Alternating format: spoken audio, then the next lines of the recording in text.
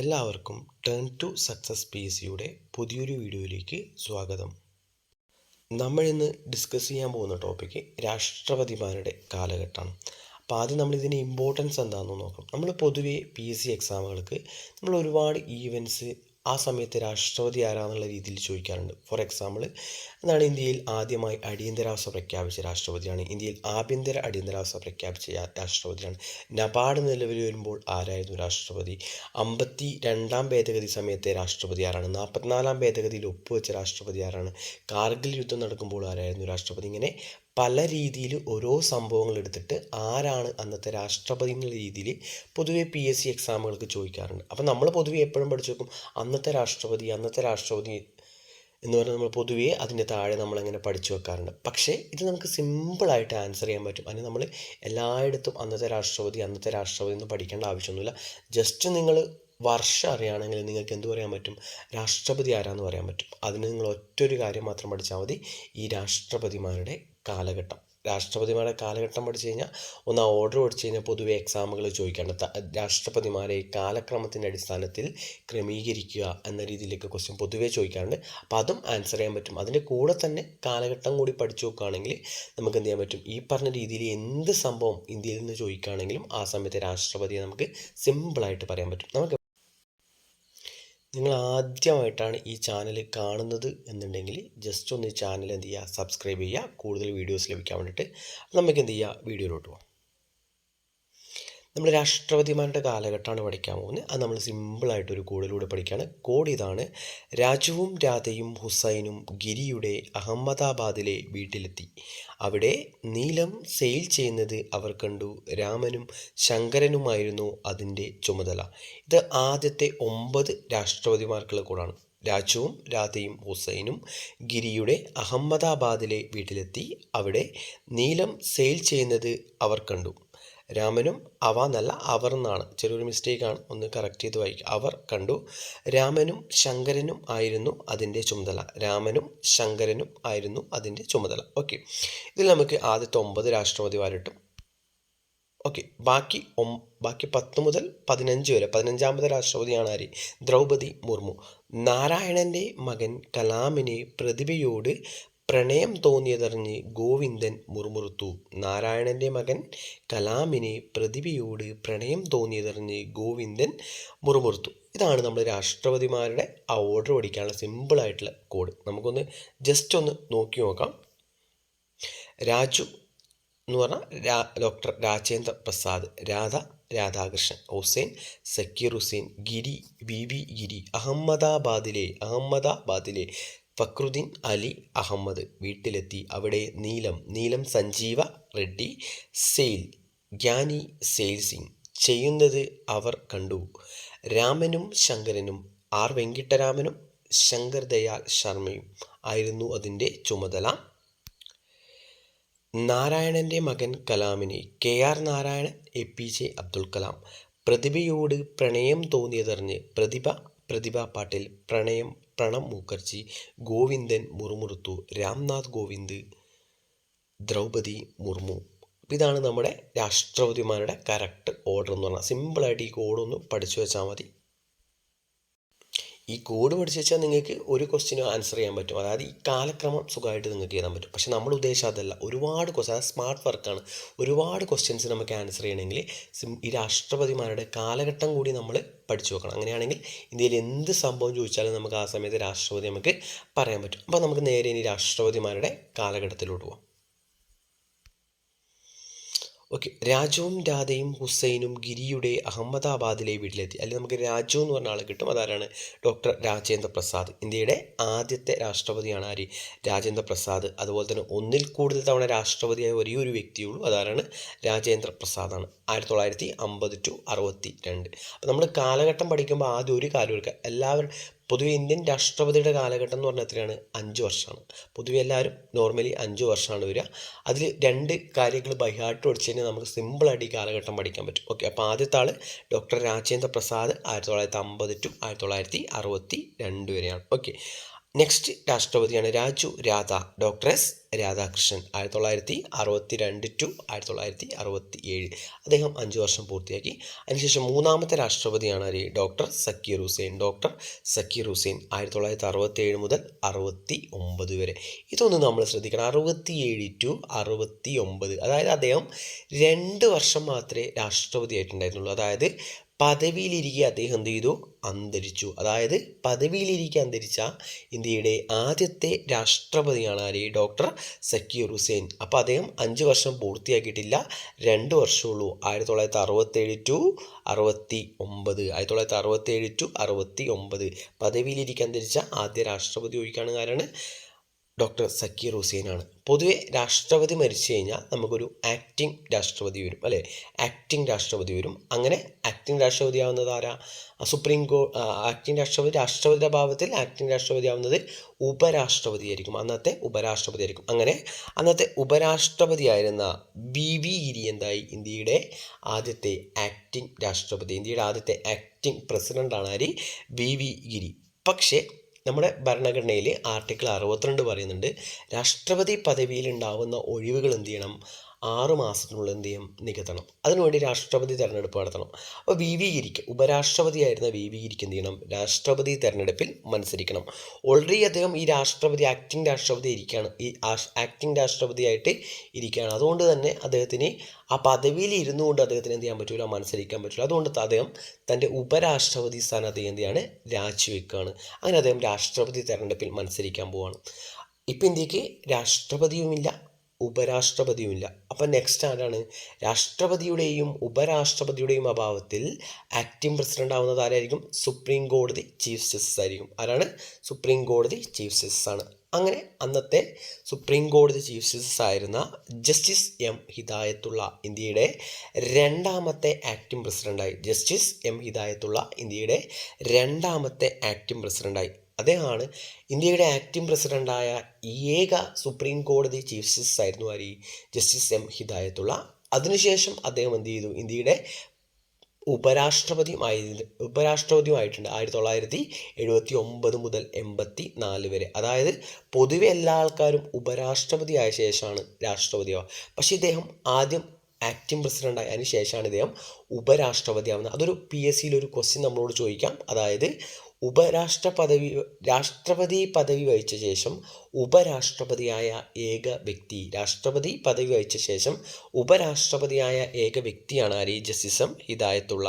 അങ്ങനെ എലക്ഷനിൽ മത്സരിക്കാൻ പോയി ആര്? വി ഗിരി. ആ വി ഗിരി എന്ത് ചെയ്തു? എലക്ഷനിൽ ജയിച്ചു. അതായത് ഗിരിയുടെ അഹമ്മദാബാദിലെ വീട്ടിലെത്തി. ഗിരി എന്ന് പറഞ്ഞാൽ 1964 പ്രസിഡന്റാണ്. 1964 മുതൽ 1974 വരെ ഗിരിയുടെ അഹമ്മദാബാദിലെ വീട്ടിലെത്തി. അഹമ്മദ് ആരാണ്? ഫക്രുദ്ദീൻ അലി അഹമ്മദ്. ആരാണ്? ഫക്രുദ്ദീൻ അലി അഹമ്മദ്. അതായത് 1974 മുതൽ 77 വരെ. 74 മുതൽ 77 വരെ. അതായത് ഇദ്ദേഹം കാലാവധി തികച്ചില്ല. കാരണം ഇദ്ദേഹം എന്ത് ചെയ്തു? പദവിയിലിരിക്കെ അന്തരിച്ചു. പദവിയിലിരിക്കെ അന്തരിച്ച ഇന്ത്യയുടെ രണ്ടാമത്തെ രാഷ്ട്രപതി അല്ലെങ്കിൽ അവസാനത്തെ രാഷ്ട്രപതിയാണ് ആര്? ഫക്രുദ്ദീൻ അലി അഹമ്മദ്. അദ്ദേഹം 3 വർഷം. അപ്പം നമ്മൾ ഓർത്തിരിക്കുക, ഇന്ത്യയുടെ 2 രാഷ്ട്രപതിമാർ എന്ത് ചെയ്തിട്ടില്ല?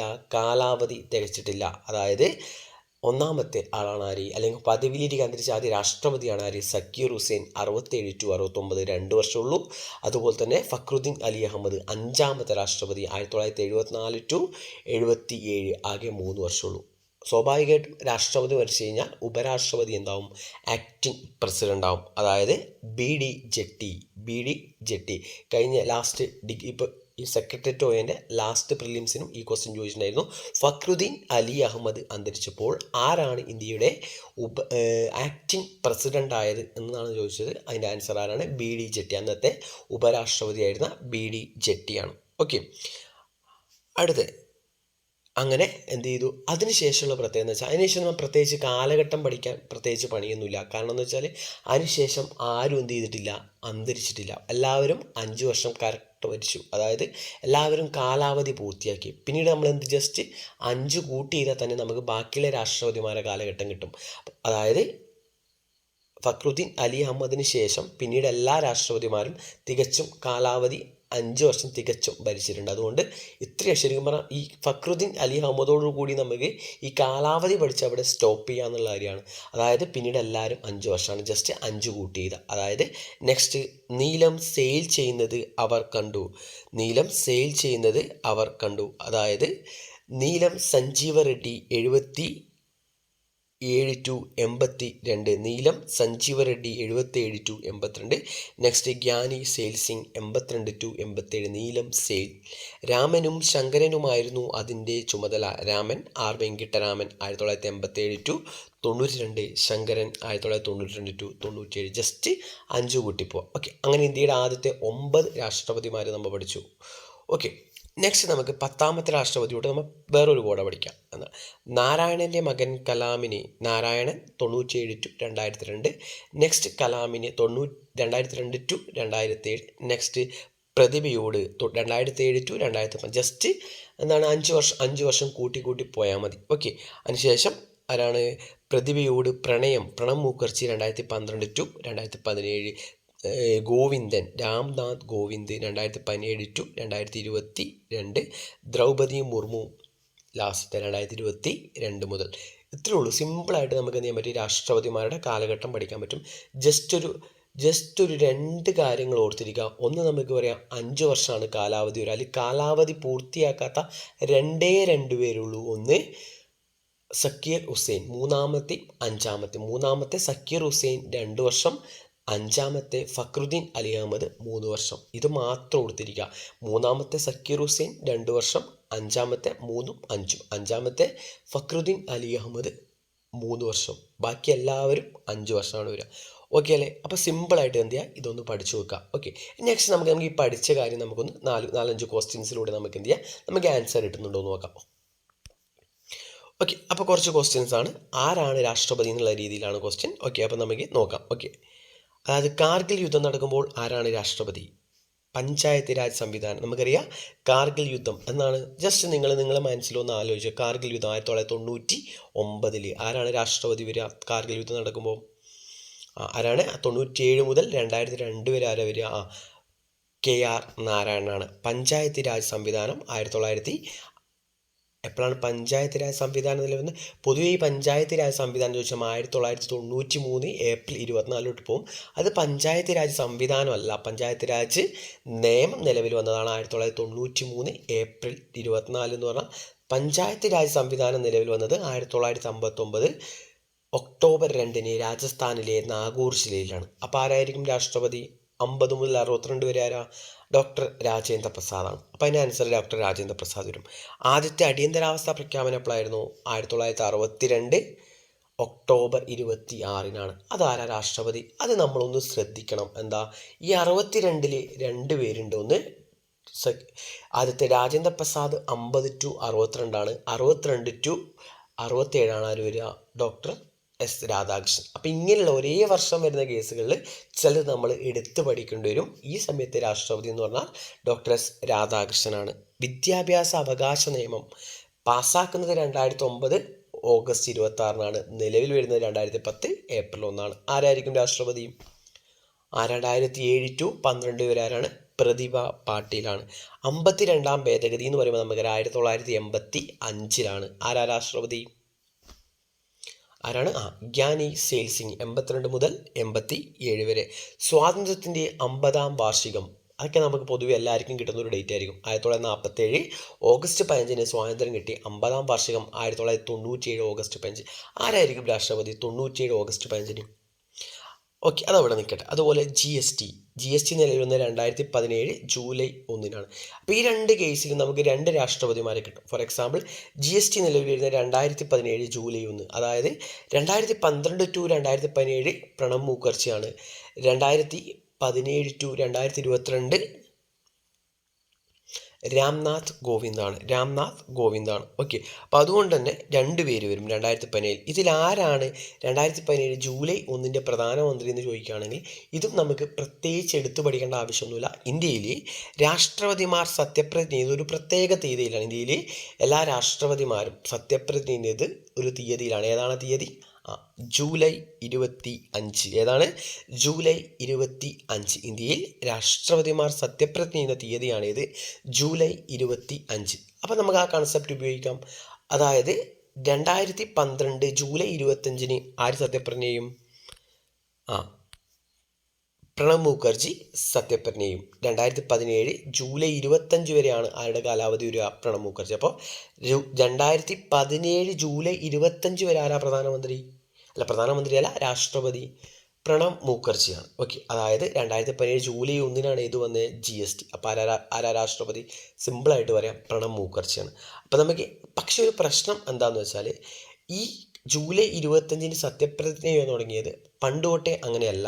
1977 മുതലാണ് എല്ലാ രാഷ്ട്രപതിമാരും ജൂലൈ 25 സത്യപ്രതിജ്ഞ ചെയ്യുന്നത്. ആക്ച്വലി ഇത് ഭരണഘടനയിൽ പരാമർശിക്കുന്ന ഒരു ഡേറ്റ് ഒന്നുമല്ല, ഇത് ഓട്ടോമാറ്റിക്കലി അങ്ങനെ സംഭവിച്ചു പോയതാണ്. കാരണം ഈ ഫക്രുദ്ദീൻ അലി അഹമ്മദ് 1977 അന്തരിക്കുകയാണ്.